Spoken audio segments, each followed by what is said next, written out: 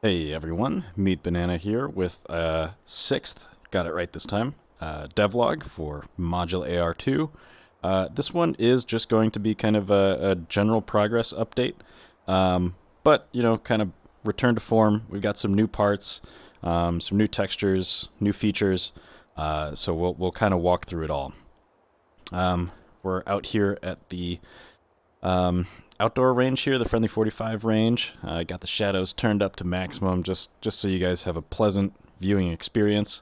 But we're gonna be doing some shooting today too as well. So looking forward to that. But what do we have that's new? Well, we can start over at the item spawner and see that I've actually been doing a lot of icon work. Still need to add parts, of course, but for things that are existing, I've got some icons in. Might need to redo this one, make it a little bit larger, but our base receivers, we've got those in. Our module workshop platform finally has an icon, but this also extends to several of the categories. I still need to finish some, like pistol grips here, charging handles. There are a few that remain to be done.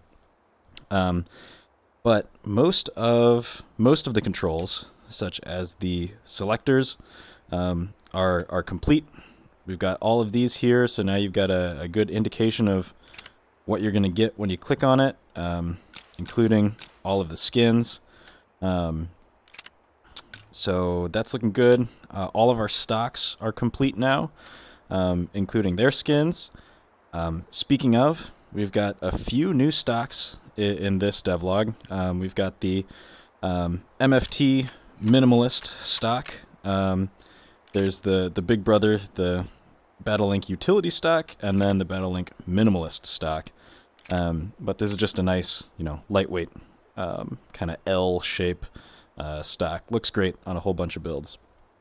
But we also have the rather chunky UTG S1 here, with its like overhang on the end plate and castle nut. Looks great. Big boy stock, and its little brother, the S3, which is kind of this weird like PDW stock that just kind of, it's got this weird gap on it. Personally, not a huge fan of it, but couldn't resist picking it up. If I got one, I had to get the other. So we got that in. All of the stocks and their skins are in, including the Dick Pat and Nick Pat variants for the iMod as well. So that's kind of like the new stocks that we've got here. Let's see here.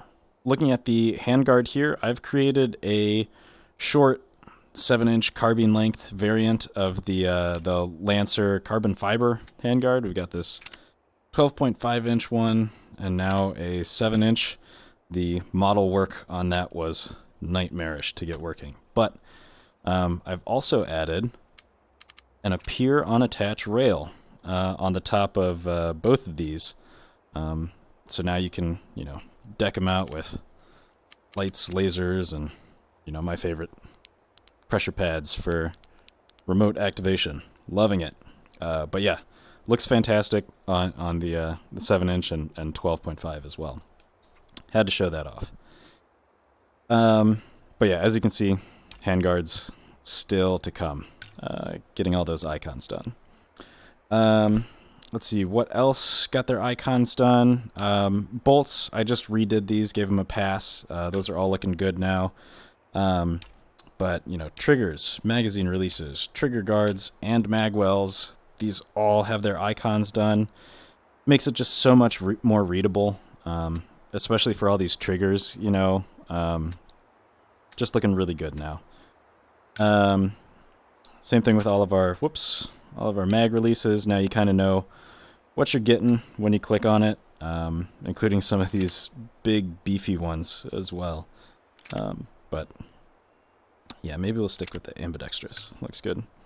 All of our trigger guards as well, just 2 pages of them, but they've all got all their various skins. that really is what takes the most time with the icons, and why I'm kind of holding off to do them until batches of things are done, is just because it takes forever to get all of the skins and variants, get all those icons in there as well. For the magwells, I've actually updated these ones. We now have olive drab for the HRF, and then the Fab Defense Mojo here. I also decided, what the heck, we'll give it all three as well. We'll stick with the HRF for now, though.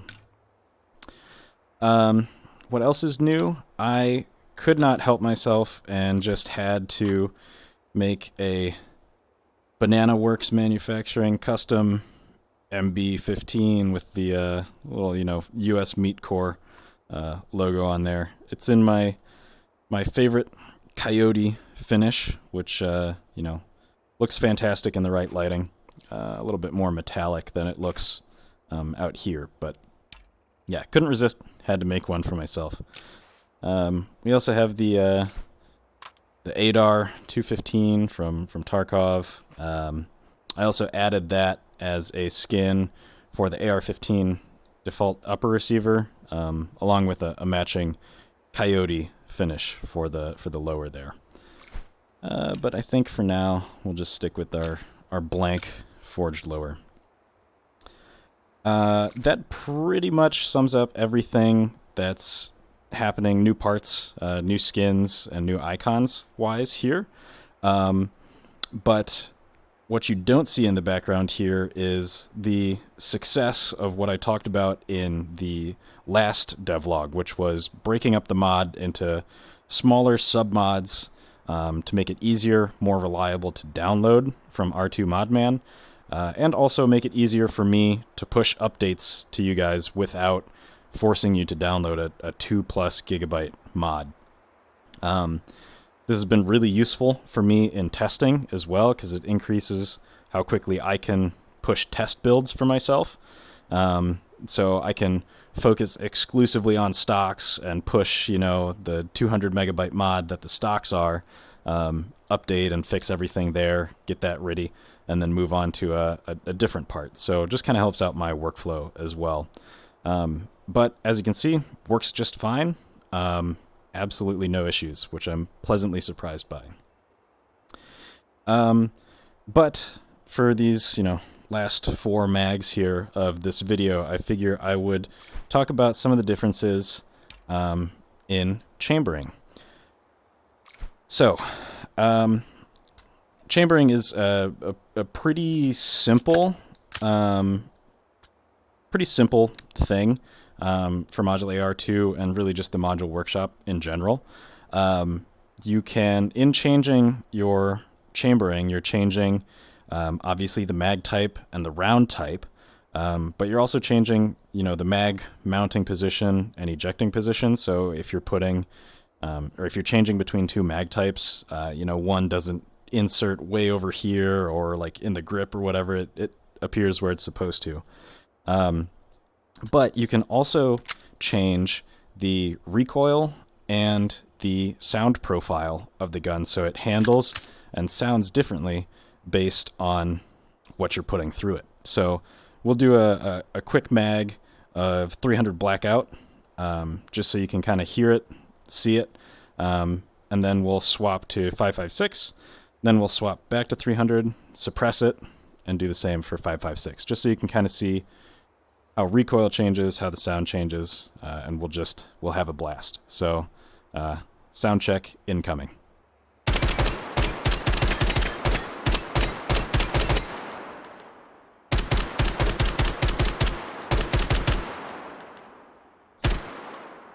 Nope, couldn't get out there. Oh well. So we'll pop that out, and we'll change it back to 5.56.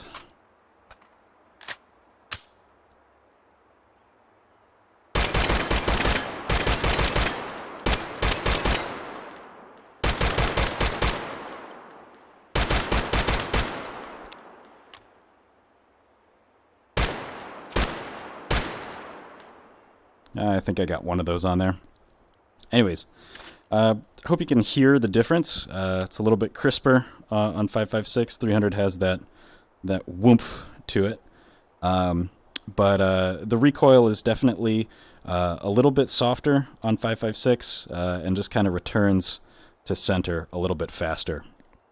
But let's see here. We'll go ahead and pop on our suppressor here. There we go. All the way tight. Change to 300. And let's hear that suppressed difference.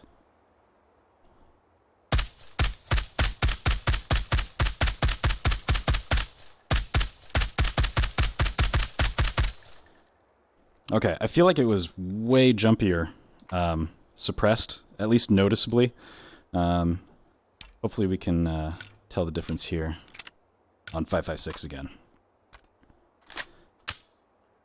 All right.